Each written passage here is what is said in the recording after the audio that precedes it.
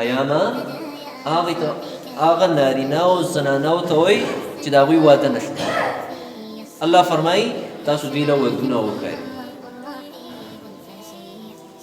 والصالحین من عبادکم و ایمائکم، او کوم چې ستاسو په وینځو او غلامانو کې صالح دي او نیک عمله دي، یا ده چې د واده صلاحیت پکې شته، نیکان دي صالحین.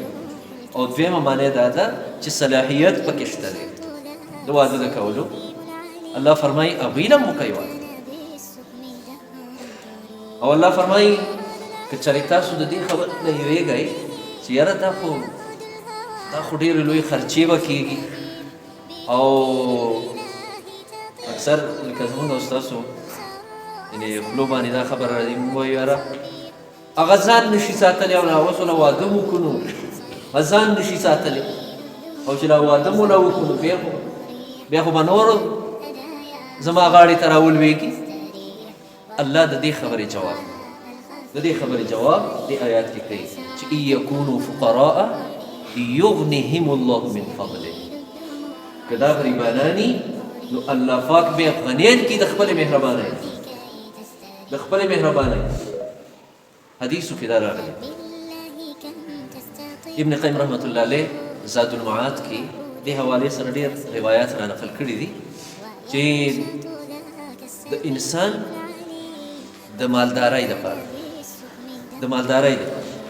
او د ده په رزق کې د وسعت اسباب، د پراخۍ اسباب څه وي چې رزق به وسع کېږي او انسان پې مالداره کېږي. هغې کې د ټولو نه اولنۍ خبره ابن قیم رحمت الله علیه هغه دا لیکلې ده چې النکاح، واده سره سړی غني کېږي،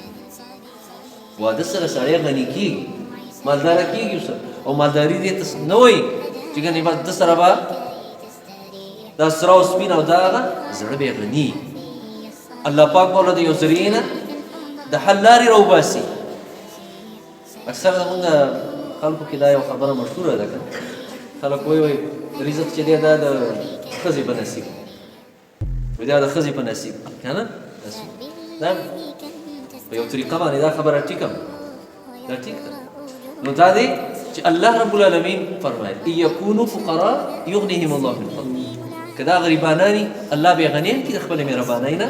والله واسع علیم، الله پاک د رزق د فراخولو والا دی او پوهی ذات. ځکه حدیث کې راغلی دی ابو هريره رضی الله تعالی عنه هغه روایت سره یو حدیث دی چې هغه فرمایي چې نبی علیه الصلاة والسلام فرمایي ثلاثة حق على الله عبد.